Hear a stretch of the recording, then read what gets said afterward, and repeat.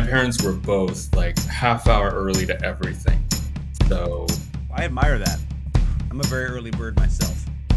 half hour early to church is not fun. Like, I don't admire that. Yeah. I don't admire half an hour Yeah. early to church. That sounds imagine terrible. asking 3 children to like sit still for a half hour before informal you ways, sit Yeah. still for They're another. like, Yeah.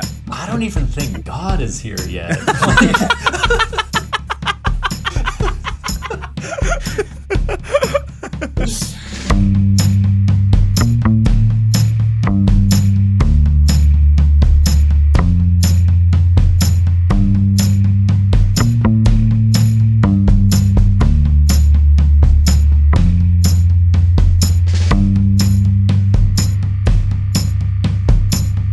Welcome to Oops All Segments, the very best podcast hitting your eardrums at this very moment. I am Kevin. I'm T-Dot, and today we are here with our friend Simon Bracken. Welcome, Simon.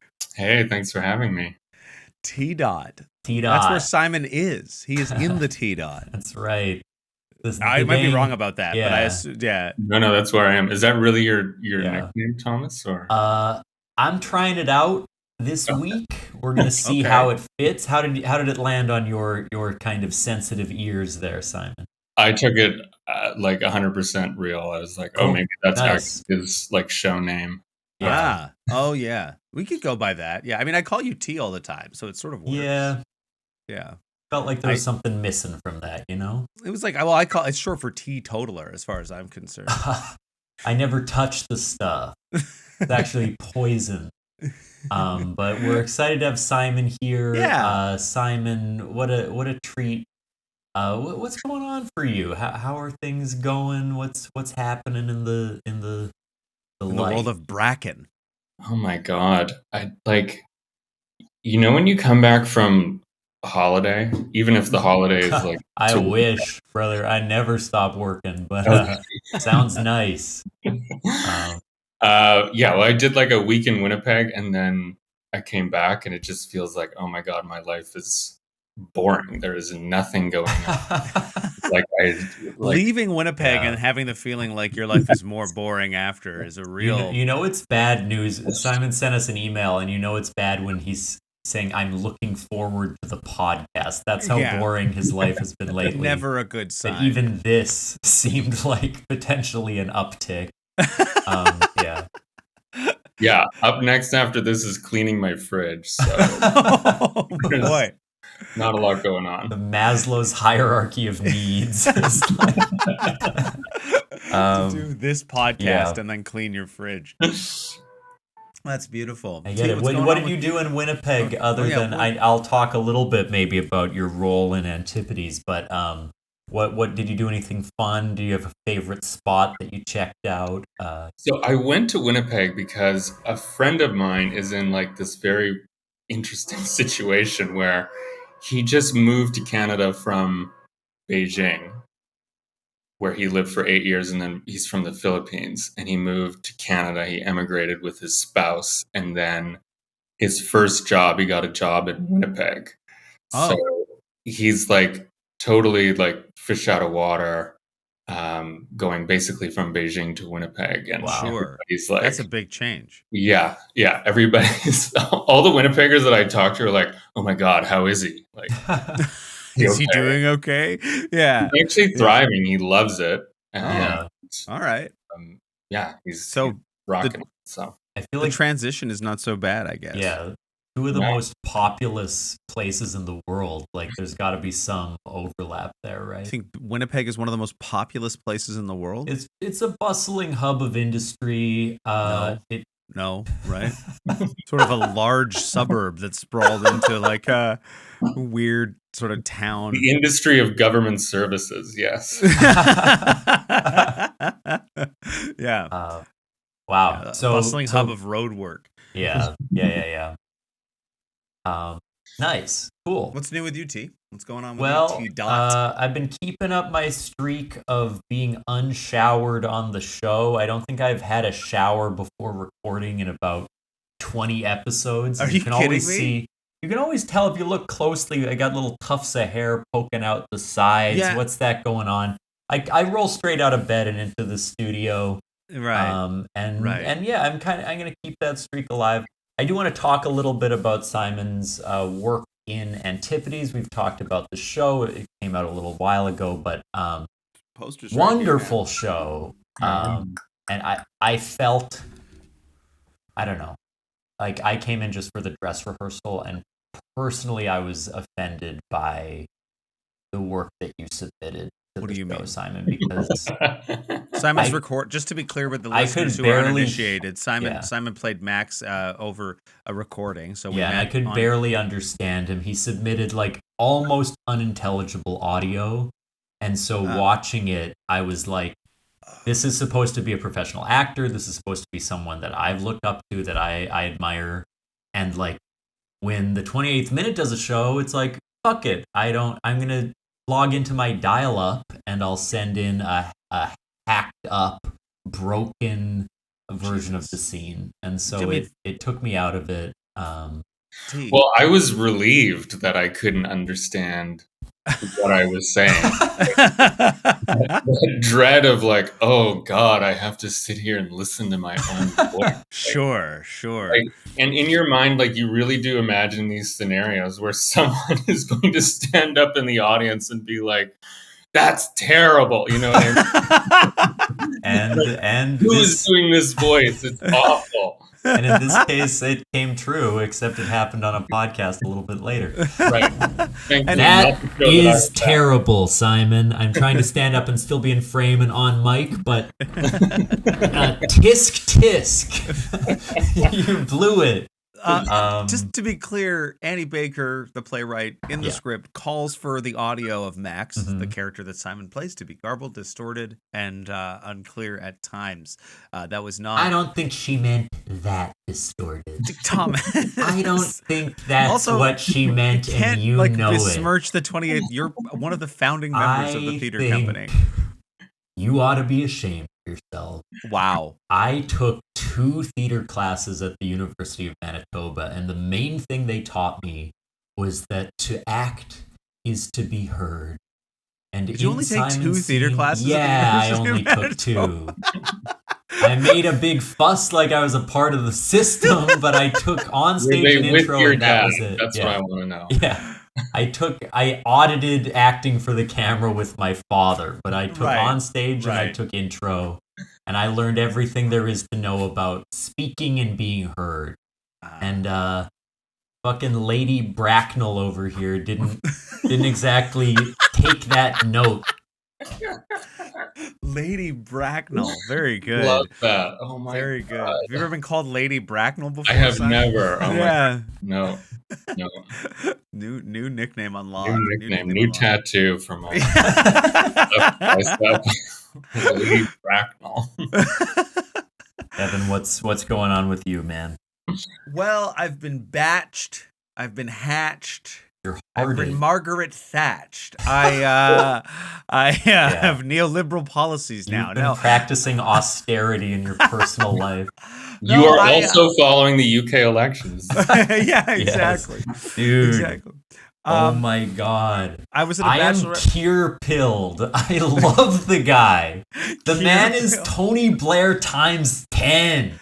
Bad. He's fucking, so zero still, right? He's a centrist after my own chart. What? Love That's the disgusting. boy. And Jeremy Corbyn hates Jews, but this man seems legit. Is Jeremy Corbyn still running? No, he's not, although that would suck, because he is a radical communist as far as I can tell. But this Keir boy seems to have all the answers. Yeah, you can see clearly now. Yeah. Corbyn I can see clearly now that the Starmer's gone. Yeah, that's pretty good. Check out the Prince Andrew interview where he talks about his association with Epstein. It's very good. All 50 minutes are worth viewing. On our show. It's amazing. It's one of the best interviews ever filmed. Have you seen this, Simon? Yes, I have. He doesn't sweat.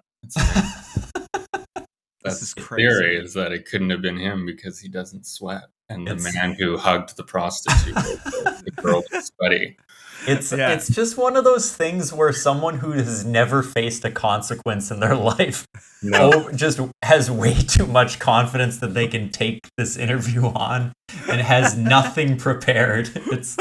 He also claimed to remember the precise date that he was alleged to have been somewhere because he was picking up a pizza for his kids. You don't forget a thing like that. Exactly. I picked up 2 pizzas in the last month. Might actually be a marker on your calendar. Yeah, I picked up 2 pizzas in the last month. I can't remember when that happened though. I couldn't tell you what was the pizzas, who ate them with me. But anyway, I'm sorry, I got a little UK election build, but no, that's okay. That's Kevin, normal for you. What were you saying? I said I was batched. I said I was hatched. I said I was thatched. I was at a bachelorette party on the weekend. Friend of the show, Monique Gauthier, is getting married to. I had no idea that was how it was pronounced. Sorry, Monique, but that was wild to me what Kevin just said. That ain't your name. I'm sorry. She's getting married to other friend of the show, Quinn Joseph, and her bachelorette party was this past weekend. It was a fun-filled extravaganza that confirmed for me my age and my inability to keep up with the youth of today. But we decorated sunglasses. We had dim sum immediately before going to play laser tag, which was a huge mistake. What was the most Gen Z part of the batch?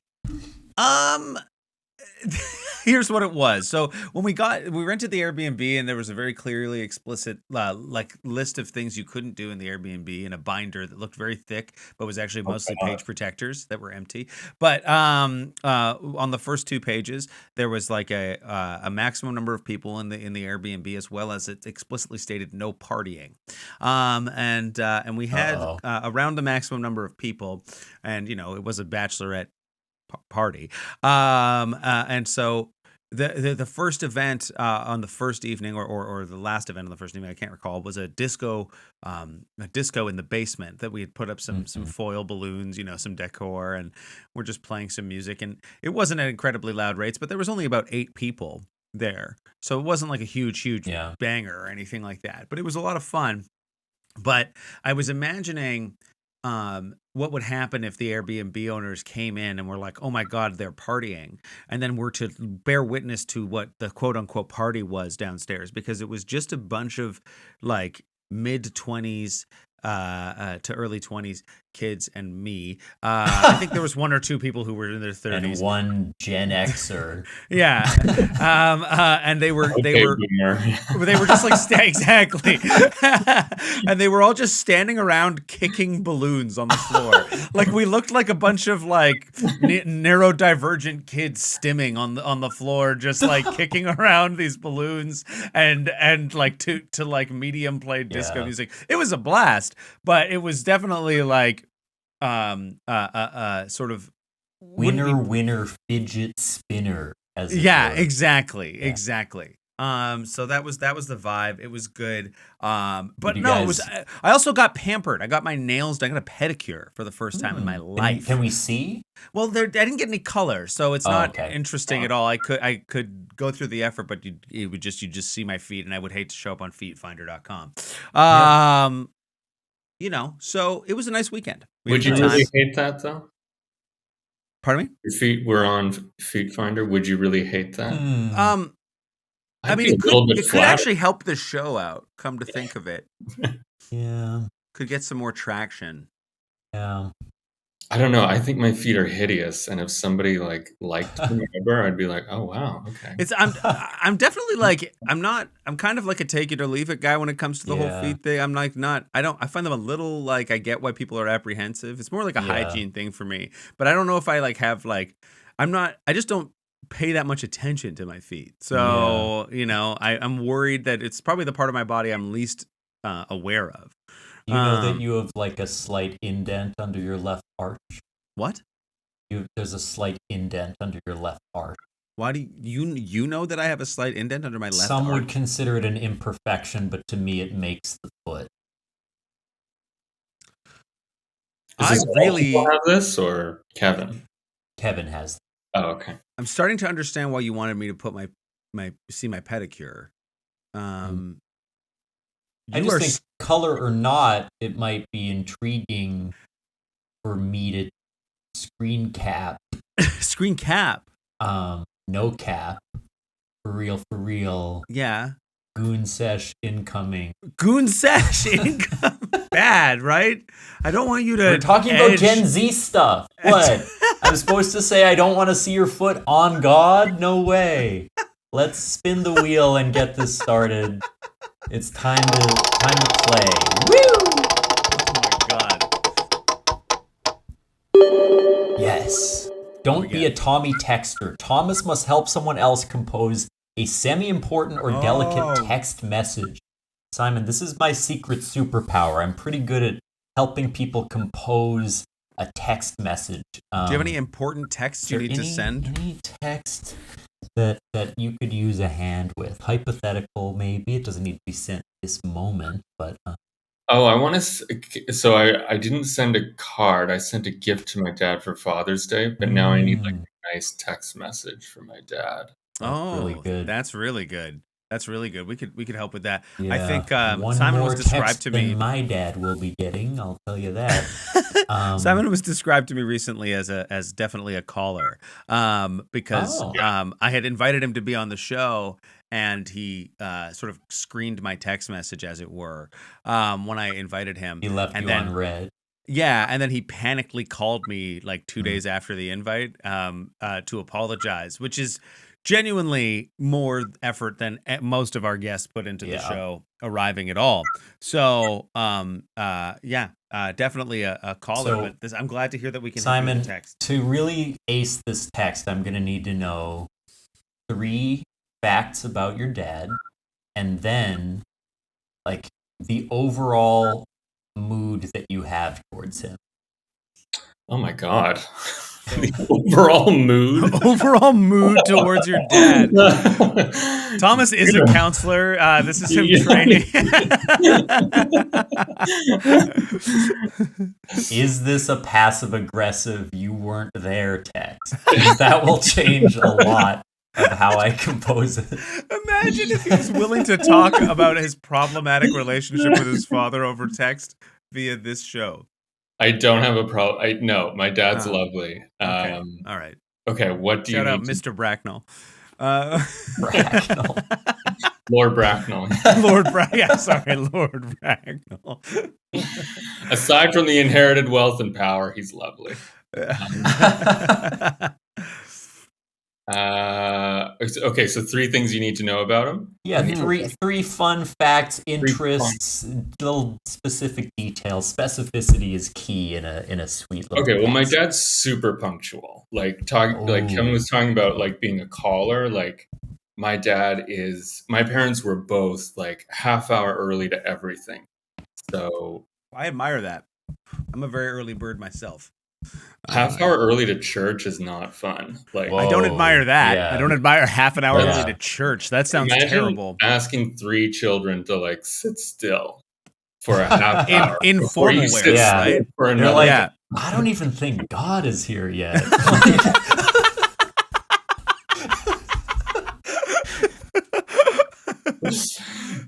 If only. That's good. What else? He's a Wolseley boy now. Okay. He moved to Wolseley for his retirement. Is he a granola hippie type, or is he just kind of hanging out in the nice area? I think he's too square to be a granola hippie type. Okay. Yeah, for the uninitiated, Wolseley is the area of Winnipeg that's sort of the artsy granola hippie area, right? Lots of green voting. Yeah. Hemp wearing. But you said your dad is too much of a square for that type of behavior. Yeah, way too much.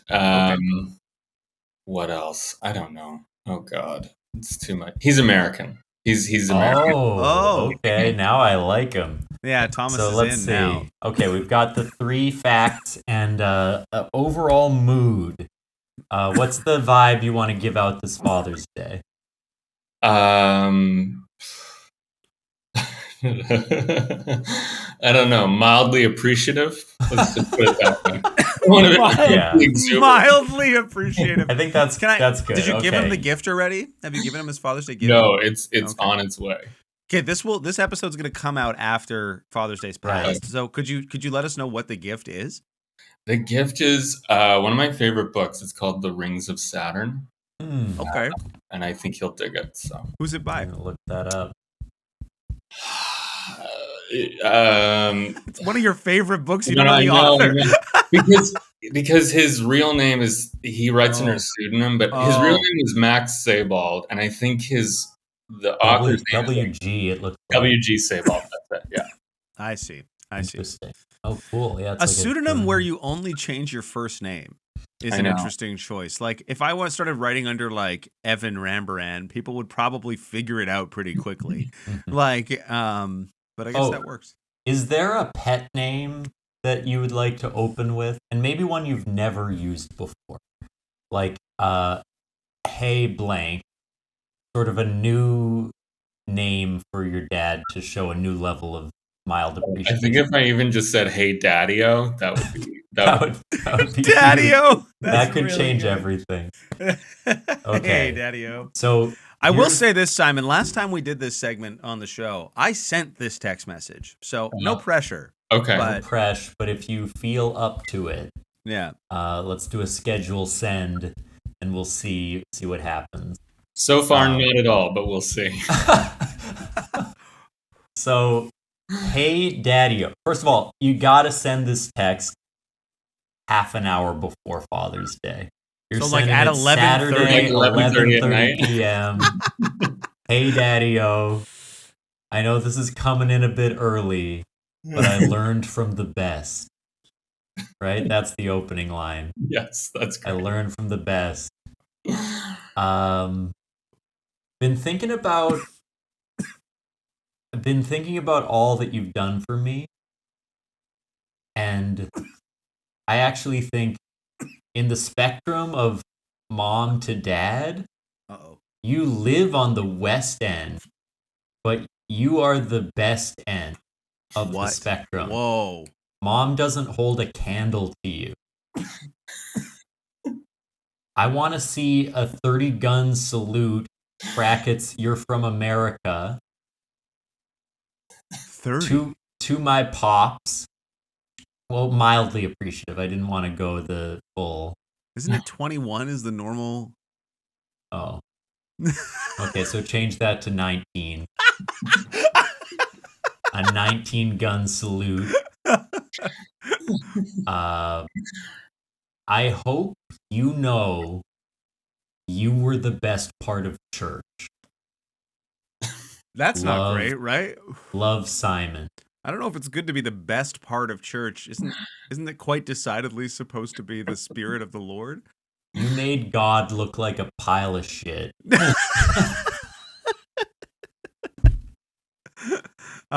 So that's on offer for you if you need, Simon. That will be immediately followed by a phone call. 11:31 p.m. Panicked phone call. Waking up in a cold sweat.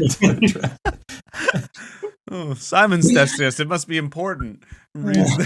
He says I made God look like a pile of shit. That's not great. Oh wait, and then the book. Yeah, I forgot to talk about that. Yeah, you have to include the Rings of Saturn. Let's see. You are my whole world. Brackets, enjoy the book. That's it? Yeah, like Saturn's a world.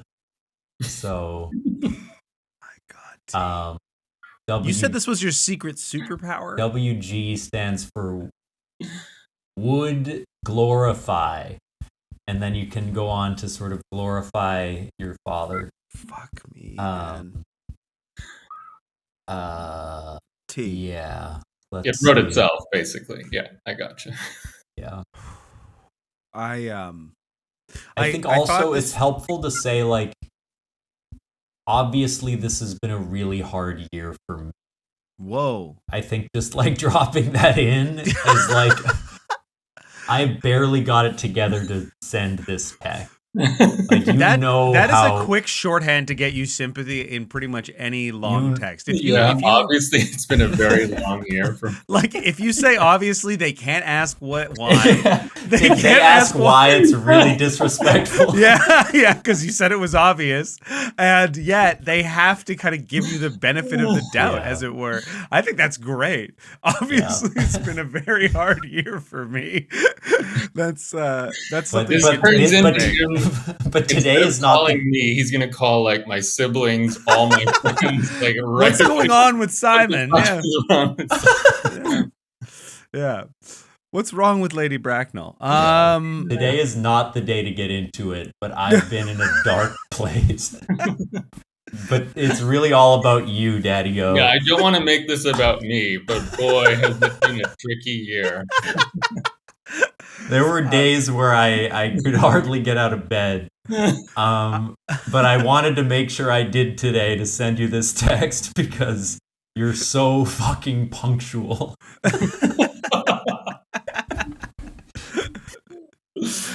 And I don't resent that at all. That's very good. Very good. Very good. Okay. Well, you're welcome. Did well, T. You did well. Don't be a Tommy Texter. Kevin, we should take a break. Yeah, I think we should. And we'll be right back after you hear from another podcast. Listen up, motherfuckers. What's up, everybody? My name is Chance Nichols, and I am the host of We Didn't Peak. It's a podcast where I interview people who don't suck. I mean, they're people who are chasing their dreams, and we talk about their lives, where they've been, where they're going. And look, you don't have to be chasing your dreams to not suck. I know plenty of cool people who hate their lives, all right? Boy, this is less an advertisement, more an insult. Okay, well, listen to us wherever you get your podcasts, and follow us on Instagram at We Didn't Peak. And we are back. Simon, do you happen to have a segment for us? Yes, but I so wish that I had that I had listened to one of your podcasts before, because this tone really is important, and this is such an okay boomer like segment that it's oh my god, it's me, but this is what I listen to. Okay, so tone shifts a lot, so you're fine. Yeah, we have been very sincere at points. We can't. Okay, good. So, do you guys know the radio program Desert Island Discs? Yes, no. I've heard of it. Is it British? Yeah. Okay. I don't know what it is. It's my favorite radio show. It's a podcast now. Okay. And it's basically they get celebrity, politician, but sometimes they get like people you've never heard of, like scientists or whatever. Okay. Union leaders. It could be anybody. And they have like a radio program where they interview them about their life, and then they break it up with 8 tracks that they would take with them to a desert island. Oh, I like that. Okay. It's been running for like 50 years, and it's so good. It's really just easy listening. Like, yeah. So I thought we could do that, but I came up with the name Remote Tundra Tracks instead of Desert Island. Oh, so we're going to like the Paw instead of like a desert island. Somewhere in like Siberia, let's say. Oh, okay. Sure. And rather than 8, I thought we should just do 3, because coming up with 8 might be a little... 8 is a full-form podcast, and... I wonder if we do it we did this fantasy draft, the other episode, sort of draft style. We rotate, we pick a song, we go to the next person. Or are we doing 3 collect? No, I think that's fine. We should... 3 each? Rotate. Yeah. Yeah, I think that works. Okay, I like this idea. Yeah. This is good. And is the sort of the idea is you're stuck on a remote tundra, and these are the only songs you have to listen to on repeat? Yes. In the show, you also get the Bible. It's so good. What the fuck? Bible, the complete works of Shakespeare. Oh, nice. And then 1 book and 1 luxury item. But the luxury item can't be like a box of matches. Like, it can't be related to survival. It has to be something, right? Like someone would pick like a massage, like a massage device or something, right? Or tables or whatever. Maybe we'll talk about those at the end. Sure. But let's start with our playlist. Simon, since you came up with this, do you have a first idea for a song? Yeah, so my first, I think it would be Dancing on My Own by Robin, because I would just version. need something to dance to, and I need something happy because my general demeanor is not Fun fact, super cheerful. Club Soda Improv, a group that Thomas and I are a part of. I have like a list of pump up songs that I have asked for before from people, and your friend Carrie Willosian's pump up song is "Dancing on My Own" by Robin. Yeah, nice. Yeah. But yes, that, I mean, a great tune. Great tune. I think for elder millennials, it's just like that's the song. That's like the right. It's the Uptown Funk for elder millennials, I think. Yes, totally.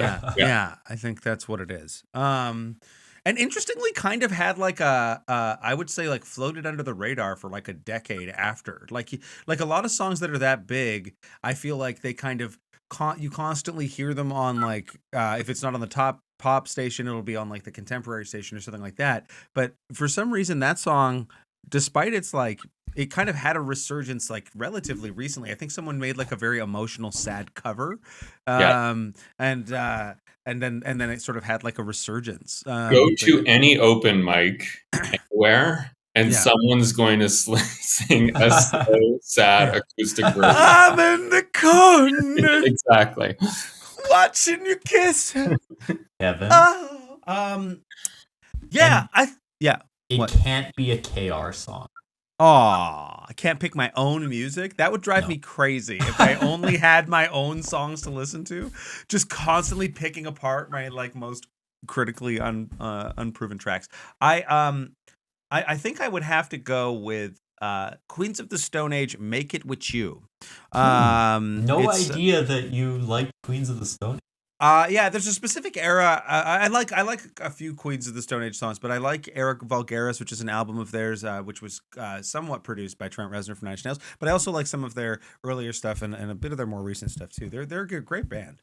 Nice. But yeah, "Make It With You" is sort of like a little bit more of a slower kind of groovy track of theirs that has it just the mood it sits in, I find to be very like heartwarming and comforting. And so I like it, and yeah, it's a fun song. It makes me think about like connection and intimacy in a way that I think is nice and would make me feel less lonely in the frozen tundra. So that's what I'm gonna say. My first song is "The Mary Ellen Carter" by Stan Rogers. Yes. Because I've sang this on the podcast once. It's the most inspiring song about like coming back from a defeat. And if you're trapped in the remote tundra, I'm going to need a little bit of that. Gets me tearing up. It's beautifully sung. And it just has this epic, like, we can keep going, we can rise again, no matter what befalls us. Lion bastards smiling to you everywhere you go. I will shout out the GOAT. The Canadian GOAT, Stan Rogers, "Mary Ellen Carter" first song. That's pretty good. Nice. That's pretty good. I like that. I like that a lot. Simon, what's your number 2? I'm torn, but I think even though it's so putting yourself on the tundra is so, you start thinking about it does make you kind of averse to picking sadder songs, right? Yes, because my Rolodex is pretty like melancholy of like the songs that I really like, and so I was like, oh, but wait a minute, I don't want to like definitely push myself on a path towards annihilation, so maybe I should pick something that's more upbeat. Yeah, but I'm also like, fuck it, lean in. Yeah, if I need hope, I've got Willie Shakes's Bible, and I probably brought a fleshlight or something, so we're good. That's your luxury item. So I think my number 2 is "In My Secret Life" by Leonard Cohen. Because I love that song. It's just like a giant like wink, like the whole thing. Yeah. And it will have a completely different context isolated on the tundra, like, because it's all about, I don't know, he's living a modern life, I guess, and this will be totally not that. But I still love that song. That's great. Yeah. I mean, Cohen's voice over those icy hills, what more could you want? I feel like if anyone could stay horny, even in a tundra, it's Lenny. Leonard. Yeah, he'd find a way. Not that was your stated goal, but I inferred. Kevin, what's your next one? Mine would be. Sorry, go ahead. I think trying to get focused on. I do think that it would be better for me to my number one top song is Right Where It Belongs by 9 Inch Nails, but it is a depressing song, and it is sad, and it is stark, and it is cold, and it is lonely in a way. I find it very comforting, so part of me wants to pick that, but I think you might want a sad song when you get in your feelings sometimes. Then I'll go with that as the second choice. I'll because there's this moment in the song that is so there's a name for the phenomenon where you get like shivers up your spine. I can't remember what it is, but there's a moment in Right Where It Belongs by 9 Inch Nails that invariably, no matter how I've heard this song thousands, if not hundreds of thousands of times, and it every time gets me. There's this moment when the second chorus starts and they bring up this like crowd sound that comes in as if it's like a live performance all of a sudden, and it is just like chilling. Anyway, so maybe that would make me feel less alone. And when you're up in the Arctic tundra, what you need is a shiver up your spine. So that's where my idea came from. I believe it or not, listened to that album yesterday. With Teeth? Yeah. It's a great album. I was just sort of browsing through Spotify, and I hadn't listened to 9 Inch Nails in like That's fascinating. decade, and I was They're like my favorite band. Okay. Yeah. But that album is maybe my favorite album of theirs, if not The Fragile. But it's very good. And it's a great song. Yeah. I'm glad. Think there's a rap song that's very long that I've listened to a lot. Talking about One Train? I am talking about One Train by A$AP Rocky, Beat Many Guests. Yeah. And I think One Train... I was listening to that the other day, actually. It's a great song. Yeah. This is a cycle. But when I'm like going for a walk, I need to get a little hyped up before an audition, something like that. One Train is the one I usually go to. It's got like 9 rappers in it. There's a couple of dud verses, but nevertheless... Overall, Joey Badass delivers a pretty mediocre verse. But overall, the impact is incredibly high, I think. It's like they're just swinging for the fences. And they do end with Big Crit's great verse. Yeah. Mm-hmm. It's awesome. So it's pretty much like a looping cypher beat. It's very repetitive, but... Yeah. The thing I remember about that song is that when Thomas and I were teaching a workshop to some of our friends on improv freestyle rap and improv hip hop, because that's something that we do. When we were teaching a little workshop to our friends on it, we used that song as an example of like there being multiple ways to like that. You don't just have to sound like rap like Eminem when you're going in there or whatever you think it is in your head. That like because there's a multitude of different flows. It's a great song. Check it out. Although now that I'm saying it, Emperor's Soundtrack by Lupe Fiasco is also another song that I love and could listen to kind of infinitely. But I'll go with One Train for the length. I feel like that's a sneaky high value way to get in like 3 songs in one song. Right. Like if you pick Bohemian Rhapsody or something, you get all the movements of Albuquerque by Weird Al. These epic songs. Picking a Weird Al song as one of your 3. Oh, you gotta laugh, Kevin. You gotta somehow laugh. Makes you way more likely to kill yourself. Even in the remote tundra, I'm gonna be listening to Jesus' Brother Bob by the Arrogant Worms. Okay, Simon, you're up. Your final song. I think a great version of this game is songs that you listen to before auditions or songs that just before performing. Yeah. Because there's some obvious ones like Eminem, but then there's some really surprising ones like Nelly Furtado. Oh yeah. One song I love of hers, it's almost like self-destructive. Like every time you listen to it, it's so it's not a great song, but it does get me like angry. Oh, okay. All right. I can't remember what it's called. I want it to be like I'm Like a Bird, like just like her chill folk song. Simon just gritted teeth, head bobbing in the back. I'm like a bird. What the fuck? Yeah. I think my third track would have to be something. It could be anything by Van Morrison because my mother growing up was obsessed with Van Morrison, and my mother was also just a very. She just didn't really care about what kids liked, so like we never listened to kids' music. We just listened to her music.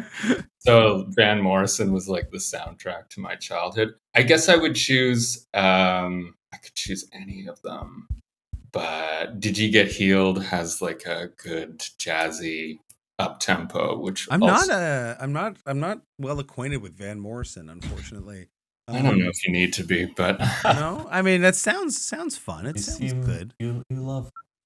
Yeah. I feel like, so your playlist now is looking like you've got Leonard Cohen's what the hell is it called now? You just said it. In My Secret Life. In My Secret Life. And then also your first pick was Robin Dancing on My Dancing on. Oh yeah, that's a good contrast there. And then this is sort of kind of in the middle in terms of like tempo and mood, right? Yeah. So you get yourself a full gradient. Yeah. I like that. I've got like a groovy kind of intimate song. I've got like a really sad, depressing song. So I think I'm right. I've got to kind of change the pace up. Need a hype beast. I need to get a little hype. And I was thinking at first I was going to maybe pick Rhinestone Eyes by the Gorillaz. It's a groovy sort of like synthy kind of track, but it's almost a little too melancholy in the parts where it doesn't pick up. So I think I'm going to pick Come Down by Anderson .Paak.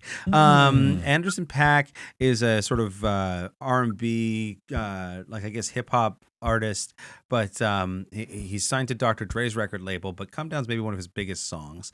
It's very kind of groovy and kind of fast paced, and it just talks, it's a little braggadocious, but it's mostly kind of just a fun, high energy funk song. And I think I never seem to get sick of it, and it makes me feel, as soon as I hear it, I'm like, oh yeah, it's cool. It's like it's a good vibe. So I think, if I wanted to keep my energy up, that would be it. Yeah. So I'm looking at Anderson .Paak, Queens of the Stone Age, and Nine Inch Nails. Good company. Nice. Company. I was thinking of this too, like because Stan Rogers is like an uplifting song, but it's also sad, and it's got like sea shanty energy a little bit. Yes, but it is about resilience. Then One Train is kind of aggressive and it's entertaining, but it's a little bit like it's not happy. That's the song you're like doing busy work to. That's the song you're kinda. Like doing hard labor to. I'm thinking about I'm thinking about like because I do love the darkness. I love that glam rock thing, but I worry. I don't know how long, like the longevity of that. I was thinking about All Night by Big Boy. That's a very fun. It's hard to be sad when you're listening to Big Boy. But ultimately, I think I'm going to go with the There was something about Simon's expression after you said that just... Yeah. Just resonated with me. I'm sorry. That's for the video viewers only. Can you describe? There's no words to describe what it was like. It was just sort of bluntly. What was it? Mildly appreciative. It was mildly unappreciative. There was that Father's Day. That feeling when on Father's Day. So I'm gonna go with the Scissor Sisters. Take Your Mama Out. I just think. Which one's that? That's the.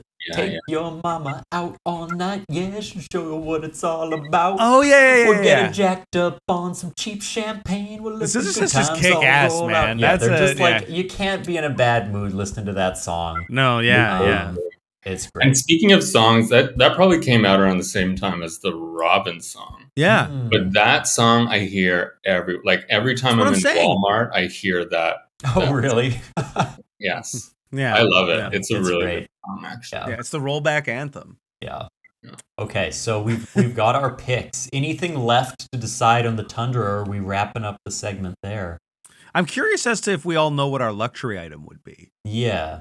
Oh man, I didn't think about that. Yeah. But you go first, Kevin. I'm sure we'll come up with something. Well, yeah, fleshlight for you, right? Yeah. Used, preferably. Gently used. Gently used. I mean, if I was speaking entirely realistically, I would probably want to be able to grow marijuana. But that's just speaking a of greenhouse. A current dependency. But that sounds like it might be too much, because it does kind of seem like if you could do that theoretically, you could also grow other things. And so let's say maybe just I guess they've already said like you can't bring literature, right? Because they're giving you books, so you can't be like, I want like a bunch of stuff to read. But you can bring a book. That's fine. Bring a book. Could you bring like something that was electronic? Would it work, or is there? Yeah, it's like an you don't get Wi-Fi out there. Yeah, exactly. Essentially. Yeah. Yeah, that's really hard. I would maybe like some form of artistic expression would be good. Something I could do creatively, which unfortunately for me, a lot of which is digital and is computerized. I think perhaps I would maybe want like my DJ equipment or my like my keyboard. I would just get better at doing something that I kind of am all right at that's already. Smart, yeah. Piano to practice. Yeah, that's like unlimited entertainment. Yeah. I think like, I'd want some sort of outlet that I could do to actually create something. That's something that I have like it's more about the actual process of producing an actual thing I've discovered for myself than it is actually the creative element of it. So sometimes that's like, so whatever that looks like, I don't know. It can't be that specific, but yeah, I would say keyboard, piano, something like that maybe. Yeah. Really good at keyboard. I could think like visually artistically, but I'm not already gifted in that way. I just do a good graphic design. I can't draw or anything. So just again to confirm, I couldn't bring like my Switch with all the games downloaded onto it. Yeah, you can. Oh, I could. Yeah. Then I think honestly that's probably the move. Yeah, I would being stuck there for so long, that would provide many hours of entertainment. So I think I would agree with that. Luxury item, some kind of portable video game system, the Switch. Yes. So I think mine would be a piano, because I don't play piano. But those YouTube ads with they're very specific. There's this British guy who goes on and on about how he can teach you to play these songs with these 3 chords in like a month or whatever. Like another empty promise from Jeremy Corbyn. He's what they won't teach you in those Jewish schools. Yeah. But yeah, I would want a piano and that program, like something. Like I'm not musical. I don't play any instruments. If I'm alone somewhere, I would love to. Like, I so admire people who play instruments. Did you ever learn an instrument in school? Like, did you ever have to? I played trombone for like a couple years, and then like the band teacher found every which way possible to get me out of the band. Stop this man. Yeah, and his trombone. Creating a dummy band room that looks identical to the real one to trap you in, stuff like that. Yeah, I like that. That's good. So you both are enriching yourselves. I'm playing video games. That's cool. Rocksmith seems like it's a subscription-based app, but it's an app I know that's like to help you practice an instrument, and it will give like audio feedback, so you can sort of play real piano, real guitar as though it's Guitar Hero or whatever, and follow along to the songs, the tutorials. I would love that as well. But I feel that I would get, building a skill, I don't know. I feel like I'd like beat myself up too much. It's like a high pressure. I'd be like, this is going to be just like Groundhog Day. And instead I'd just be like, I didn't even play at all today. I'm such a fucking piece of shit. I'm just sitting in the tundra doing nothing. Oh no. Whereas like, you'll always be able to find it in you to kind of get those extra trophies and stars. I think I'll be able to hunt for eggs in Animal Well, even late into the night. Yeah. I think it would be, I honestly like, Can any of one reason why I didn't pick a video game system is just the idea of doing this with actually sounds kind of peaceful, because of like the noise of smartphones and the internet. Like the idea of being locked in an Arctic tundra where all I can do is read the Bible and fuck a fleshlight is like kind of perfect. At the same time. Yeah. I would love it if somebody on the actual desert island just is like, I'm bringing my fleshlight. Yeah.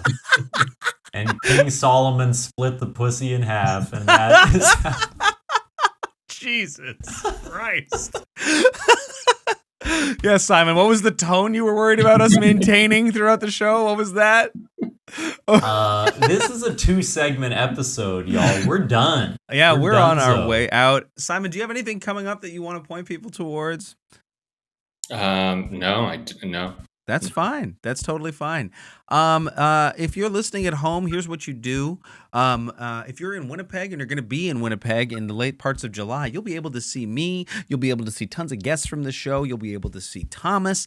If you show up in the later part of our run, we're doing the Winnipeg Fringe Theater Festival. Club Soda Improv is doing the Club Soda Improv show. It's going to be great. It's going to be a lot of fun. Check us out at Club Soda Improv on all social media platforms in order to see us in the flesh doing things that are good. T, do you have anything coming up that you want to point people towards? Yeah, so I think on Friday I'm doing a stream/podcast on Twitch with our friend Rat Doodle. Shit! Check out that. It'll be out or already streamed by the time this comes out. Truly great episode of ours back in the day. Yeah, very funny stories. Guy. We've got the idea is that we're doing the red flag tier list. And I will be a kind of in-house mental health specialist, providing my feedback, although I will not be giving my real opinions, probably, as you can expect with our friend Rattoodle. Also, the next 5 or 6 Sundays, I'm drunk in Drunk Shakespeare. So if you want to see me as the drunk actor, check me out Sundays at 5. Yeah, and if you want to sort of and July, if you want to maybe get yourself sort of a little extra bit of scratch in your pocket, you could always hang around this theater, and Thomas will sort of stumble out at a given hour after his shows, and so he'll be sort of more susceptible to your kind of tricks and persuasions. And so if you're looking to sort of mug him, take advantage of him, I would just speculate that might be the move. And I should say, Dad, if you're listening, happy Father's Day. Yeah. Was that like a dig at me, or? Because should we all follow suit? My dad is dead, so. Oh wow, you really got me, huh? The half-hearted awe that Simon just gave.